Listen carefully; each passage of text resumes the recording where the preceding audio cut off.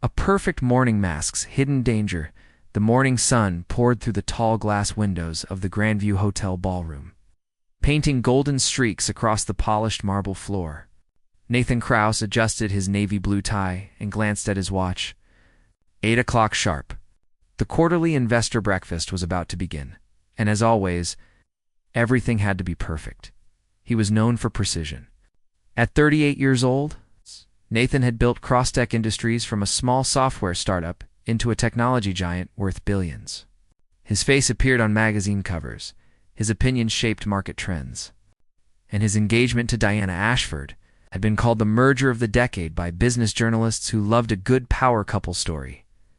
Diana sat beside him now, dressed in a cream-colored suit that complemented her auburn hair.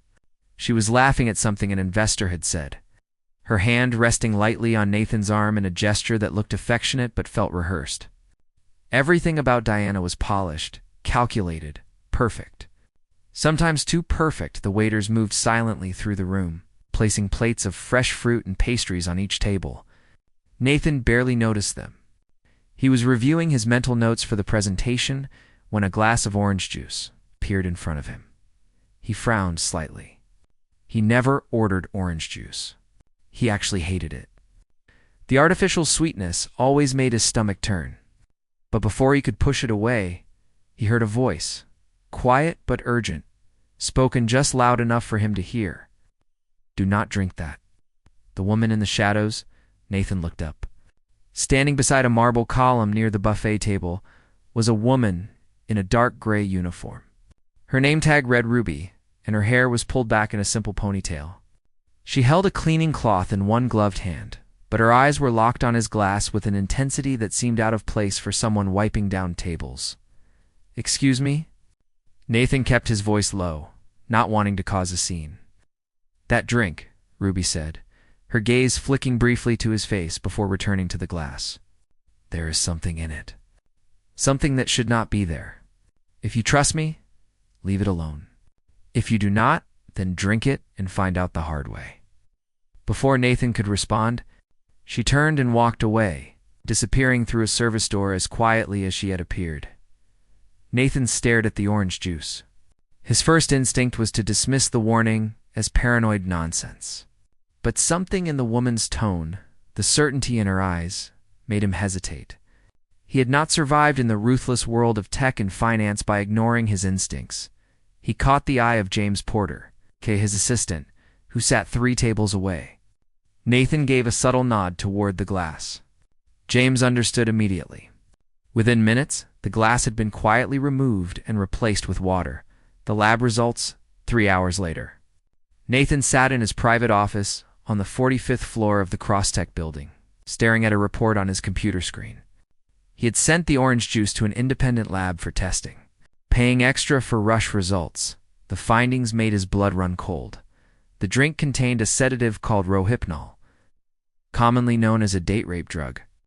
The dosage was carefully measured, enough to make someone drowsy and confused, but not enough to knock them unconscious.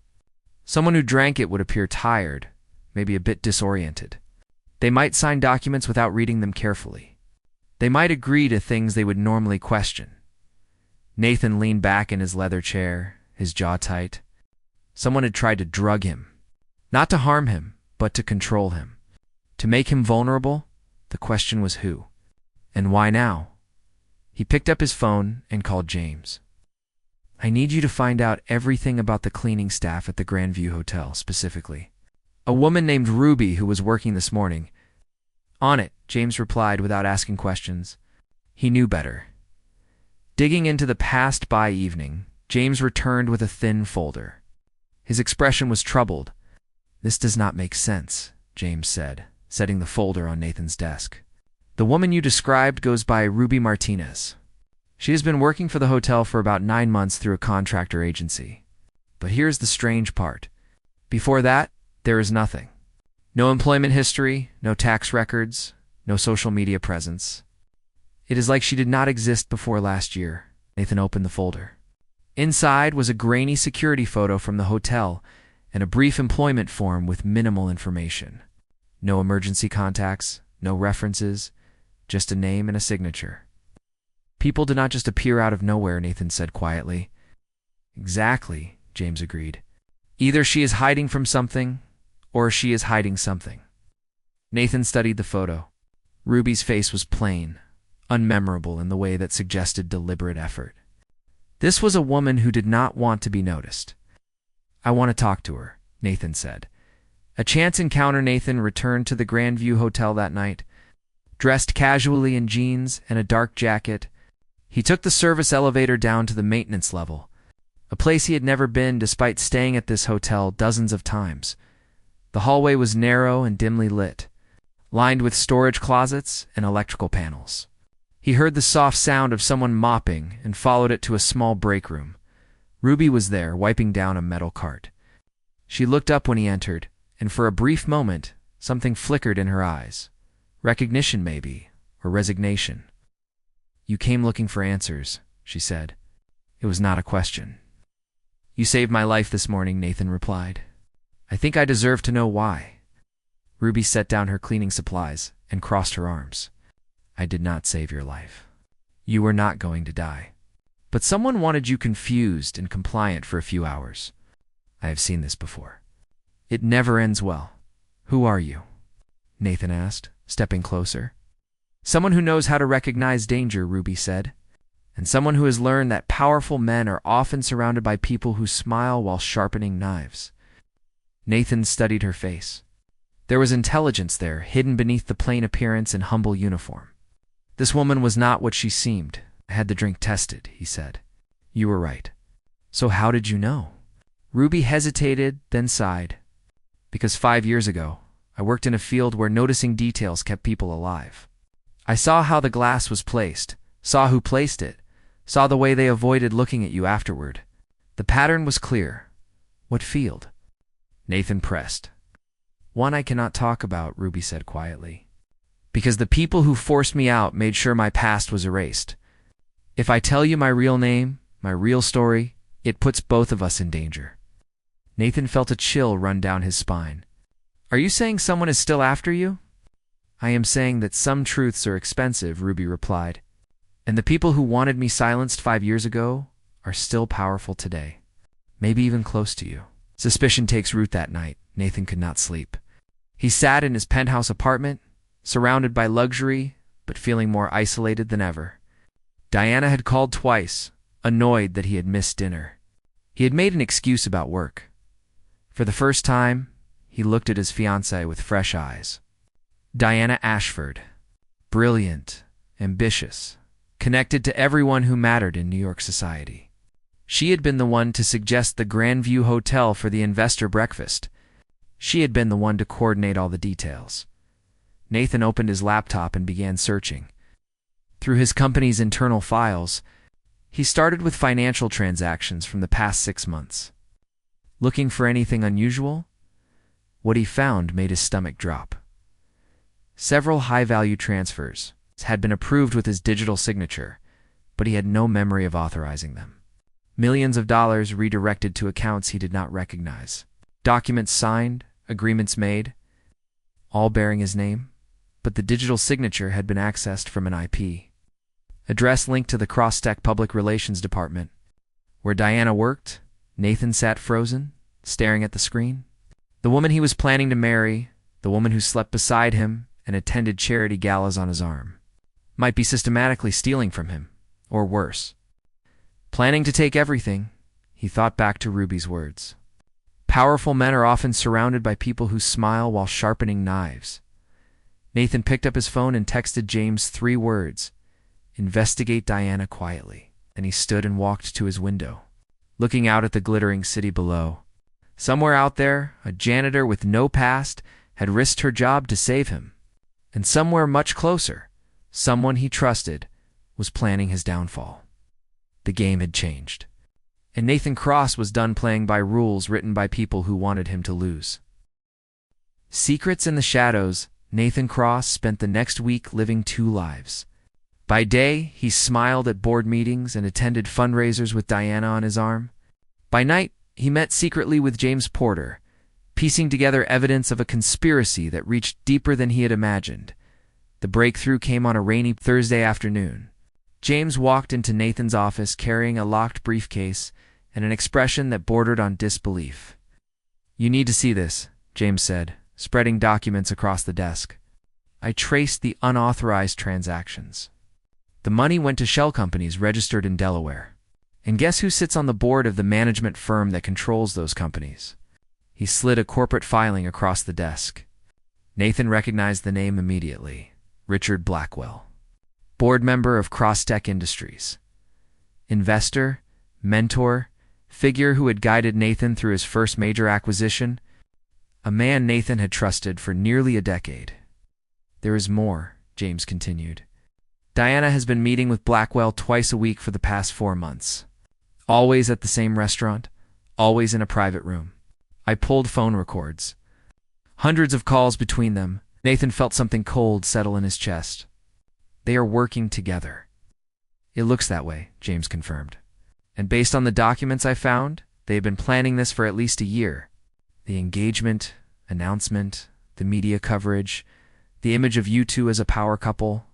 It was all designed to position Diana as your natural successor if something happened to you. Something like being drugged at a public event," Nathan said quietly. "If I had drunk that orange juice, I would have appeared unstable, maybe sick.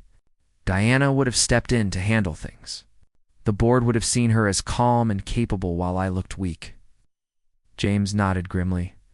"And once she had temporary control, Blackwell would have pushed through a vote to make it permanent. They have been amending bylaws, changing voting procedures, all small changes that nobody questioned.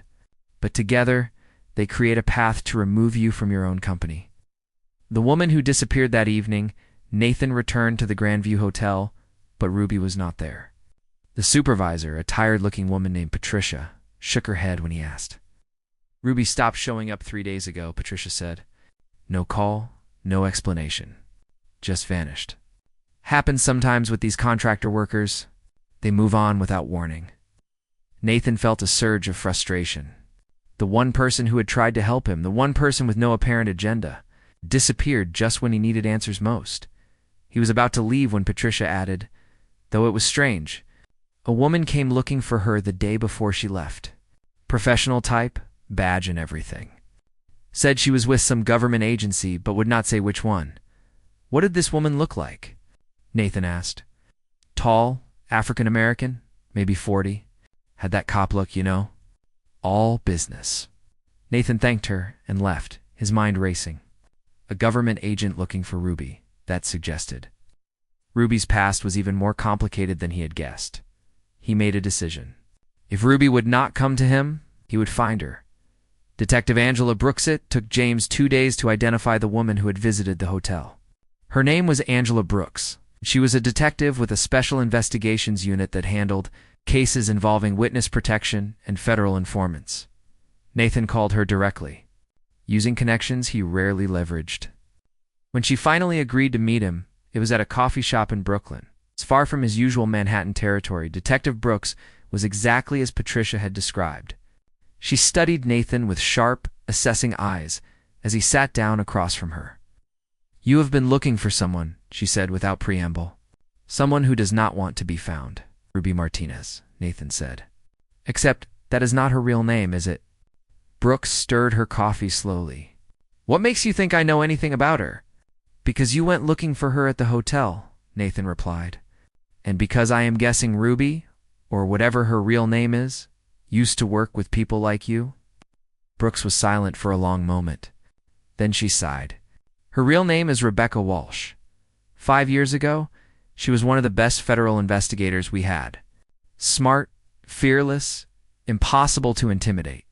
She was working a corruption case involving a senator and several major corporate donors." Nathan leaned forward. "What happened?" "She found evidence that could not be ignored," Brooks continued. "Recordings, documents, everything needed for prosecution. But the people involved had powerful friends. Friends who decided Rebecca was a problem that needed to disappear. They tried to kill her," Nathan said. "They tried to make it look like suicide," Brooks corrected. "When that failed, they destroyed her professionally instead. Falsified evidence to make it look like she had fabricated the case. Got her suspended, destroyed her credibility. By the time the truth came out, Rebecca Walsh was too toxic to exist anymore. So she stopped existing and became Ruby Martinez, Nathan finished. Brooks nodded. She started over. New name, new life, staying invisible. And she has been careful for 5 years. Until she saved you. The connection, Nathan felt pieces clicking into place. The senator, she investigated. Who was he? Brooks hesitated, then said, Senator Thomas Caldwell. He is retired now, but still very connected. Sits on several corporate advisory boards. Nathan pulled out his phone and showed her a photo, including this one. It was a picture from a Crosstech Industries board retreat. There, standing beside Richard Blackwell, was Thomas Caldwell, smiling at the camera. Brooks's expression darkened. When did he join your board? 18 months ago, Nathan said. As an advisor for our government contracts division, Richard Blackwell recommended him. The detective set down her coffee cup carefully. Then you need to understand something. Rebecca did not just stumble across your drugged drink by accident.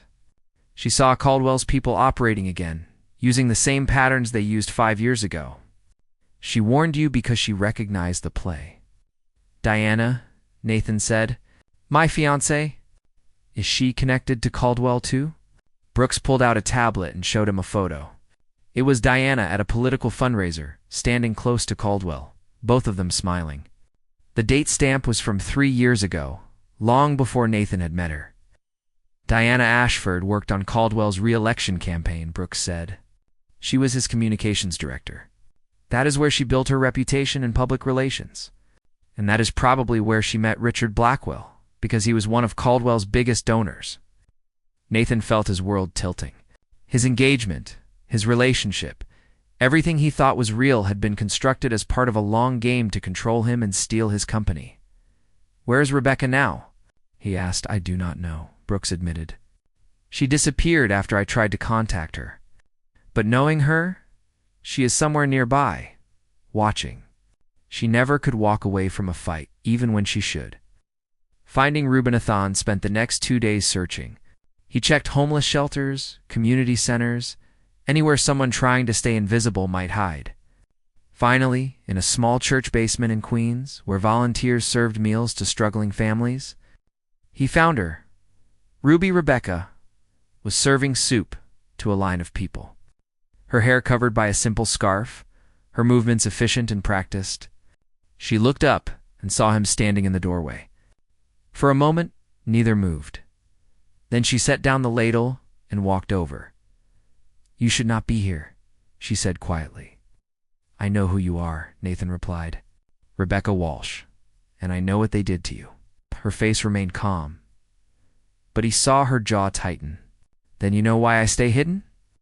I also know that Caldwell, Blackwell, and Diana are all connected, Nathan continued. They are trying to take my company the same way they tried to destroy you. By making me look unstable, incompetent, and then replacing me with someone they control. Rebecca glanced around, making sure no one was listening. You have proof? Financial records, phone logs, emails. Everything except the recordings I need to prove they planned to drug me. That is where I need your help. She shook her head. I am done fighting these people. It cost me everything last time. Then let me fight for both of us, Nathan said. Help me stop them, and I will make sure your name gets cleared. All of it. The suspension, the false accusations, everything.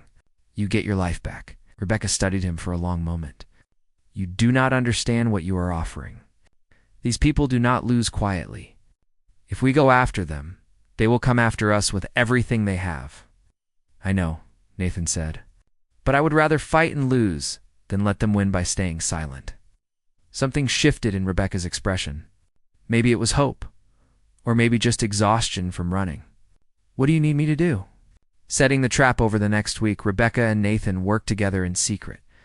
She taught him how to spot surveillance, how to communicate without leaving digital traces, how to think like someone trained to uncover hidden truths.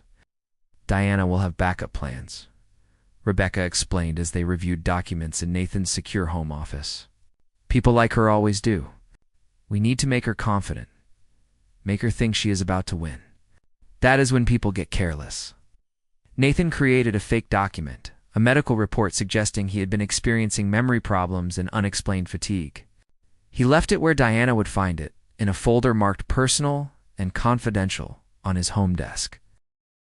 Within 2 days, he noticed Diana making more phone calls, staying up late on her laptop, speaking in hushed tones when she thought he could not hear. James monitored her communications and reported back. She is accelerating the timeline. They are planning to make their move at the engagement party next week. Blackwell has called an emergency board meeting for the morning after, citing concerns about your health and leadership. Perfect, Nathan said. Then that is where we end this. Rebecca looked at him seriously. Once you do this, there is no going back.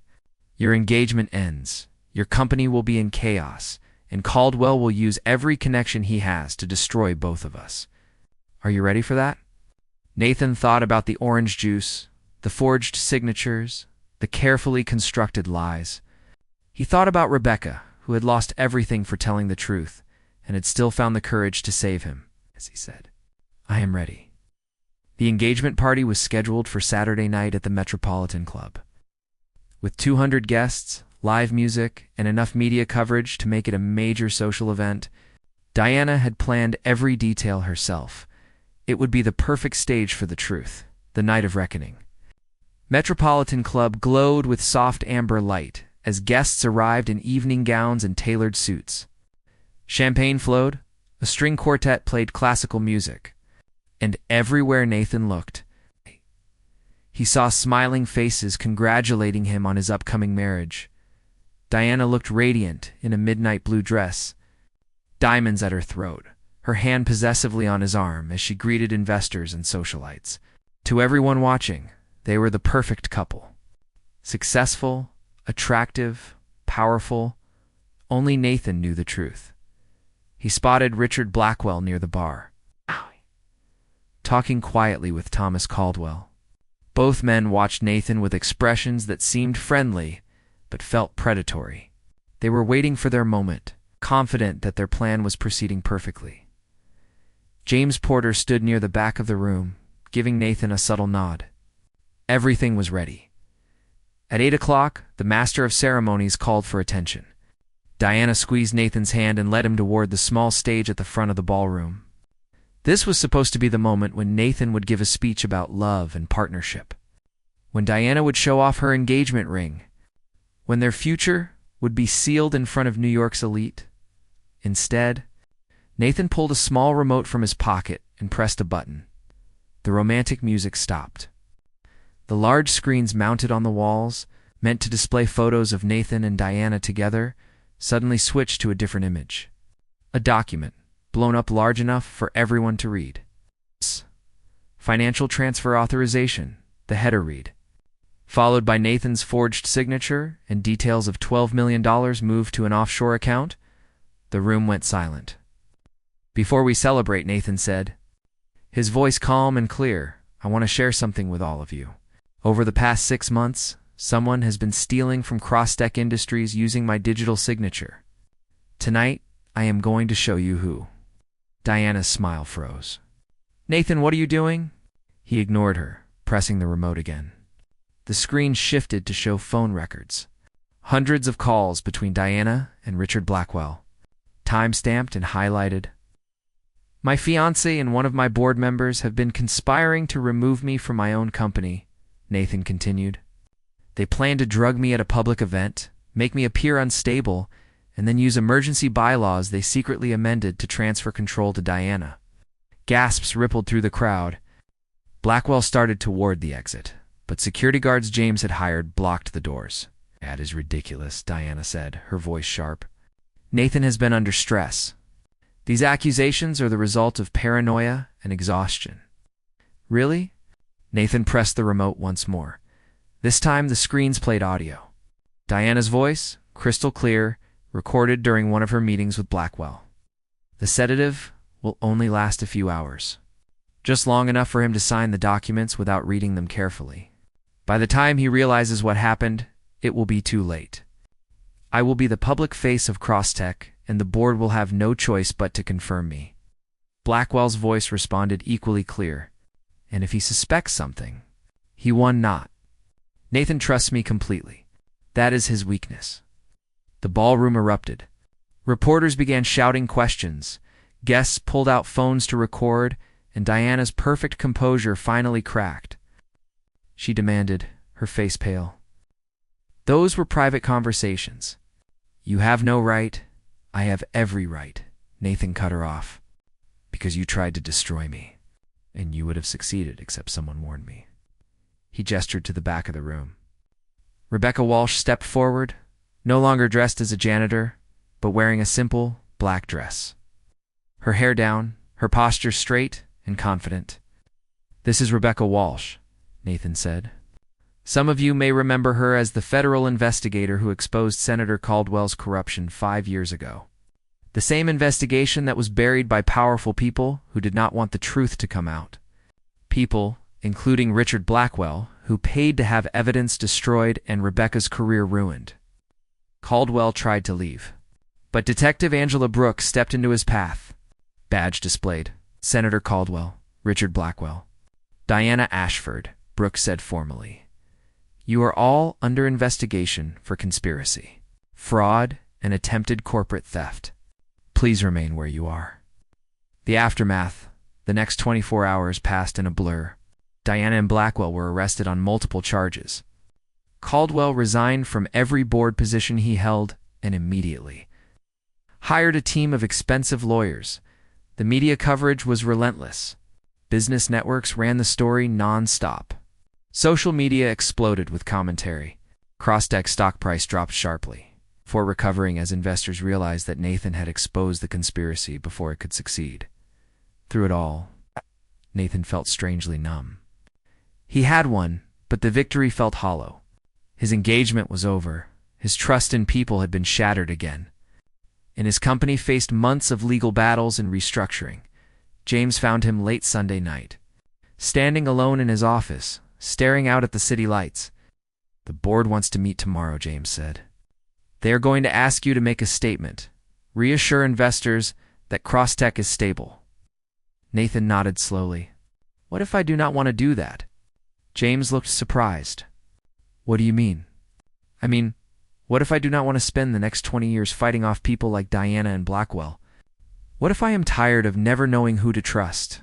He turned to face his assistant.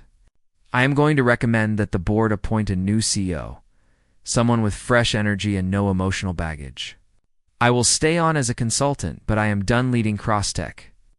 James started to protest, but Nathan held up a hand. I built this company because I loved creating things, solving problems, pushing technology forward. Somewhere along the way, it became about power and control and playing games with people who see business as war. I do not want that life anymore. What will you do? James asked quietly. Nathan smiled, and for the first time in weeks, it felt genuine. I am going to figure out who I am when I am not trying to be Nathan Cross, billionaire CEO. Clearing Rebecca's name true to his word, Nathan used his resources and connections to reopen Rebecca's case.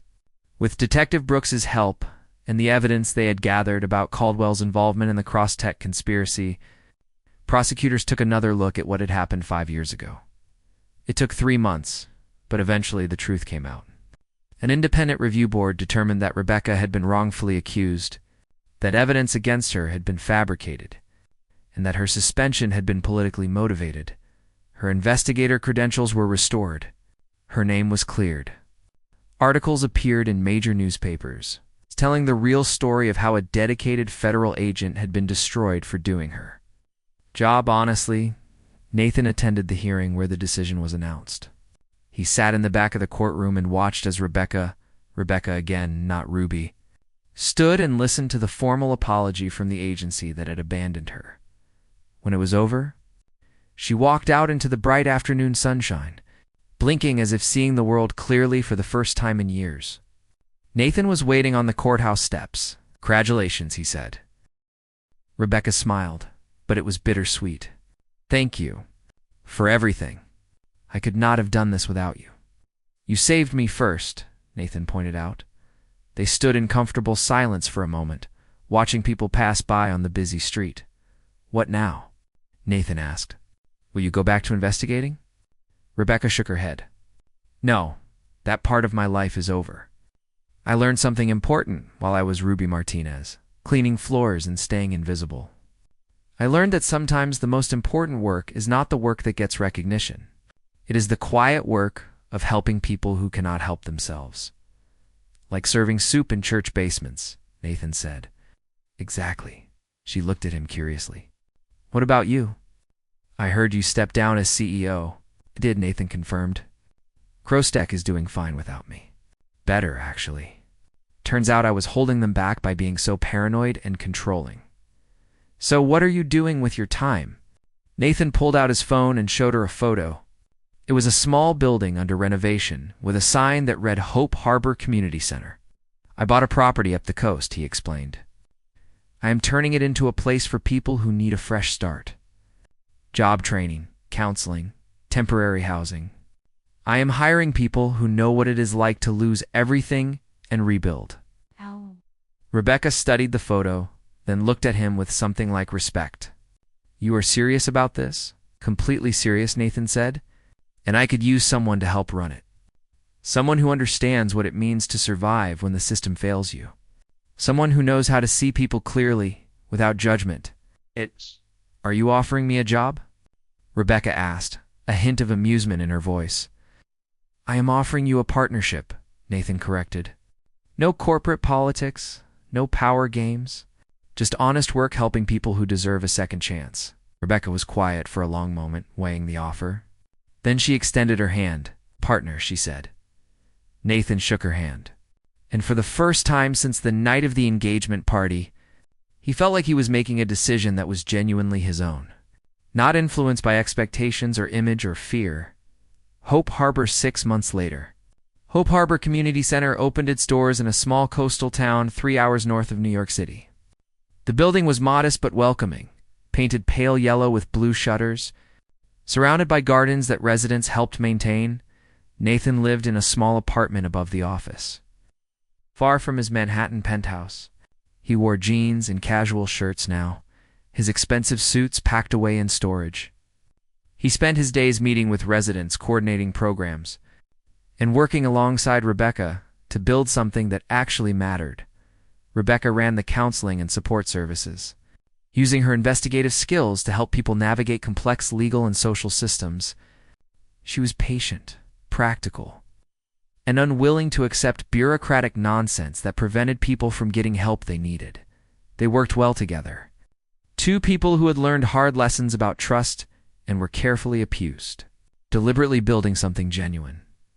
One evening, after a long day of helping a single mother find affordable childcare and assisting a veteran with disability benefits, Nathan and Rebecca sat on the center's front porch. Watching the sun set over the ocean, do you miss it? Rebecca asked. The money, the power, the excitement. Nathan considered the question honestly. Sometimes I miss the simplicity of it. When you are that rich and powerful, people tell you what they think you want to hear. Decisions feel easy because you can just pay to solve problems. Rebecca prompted. But I was lonely, Nathan admitted. Surrounded by people and completely alone because I could not trust anyone. At least here, when someone tells me something, I know it is real. Rebecca nodded. I understand that. When I was an investigator, I was so focused on uncovering other people's lies that I forgot how to just be honest about who I was. Ruby Martinez taught me that sometimes you have to lose everything to figure out what actually matters. They sat in comfortable silence as darkness fell and lights began to glow in the windows of the center. Inside, people were cooking dinner together, children were laughing, someone was playing guitar. Thank you, Nathan said quietly. For what? For warning me about the orange juice? For taking a risk when you did not have to? For reminding me that some people still care about doing the right thing, even when it costs them? Rebecca smiled. You know what is funny? That morning at the hotel, I almost walked away. I told myself it was not my problem, that getting involved would just bring trouble. But then I thought about all the people who walked away when I needed help, and I decided I did not want to be that person. I am glad you made that choice, Nathan said. Me too. The ocean breeze carried the scent of salt and evening flowers. Somewhere in the distance, a ship's horn sounded, low and mournful. Nathan thought about the life he had left behind, the empire he had built and walked away from. The woman he almost married who had been planning to destroy him. He did not regret any of it. Every mistake, every betrayal, every painful lesson had led him here. To this quiet porch with this remarkable woman beside him, building something honest and true, so Rebecca said, breaking the silence. Tomorrow, we have that meeting with the county about expanding the job training program. I remember, Nathan said. And the grant application is due on Friday, right? Plus, we need to fix the leak in the north wing before the rain starts. Nathan laughed. A year ago, I was running a billion-dollar company. Now I am worried about roof leaks. And, Rebecca challenged, I've never been happier, Nathan said simply. Rebecca reached over and squeezed his hand briefly. A gesture of friendship and understanding. They sat together as stars began to appear overhead. To people who had survived betrayal and loss. Who had learned that real wealth had nothing to do with money, and everything to do with finding purpose in helping others. The janitor who saved a billionaire's life had given him something far more valuable than a warning about poisoned drinks. She had shown him what it meant to live with integrity, to choose truth over convenience, and to build a life based on authentic connection rather than calculated advantage. And in return, he had helped her reclaim her name, her dignity, and her belief that fighting for justice was worth the cost. Together, they had created something neither could have built alone. Not a company or an empire, but a home for people who needed hope. And that was worth more than all the boardrooms and penthouses and power in the world.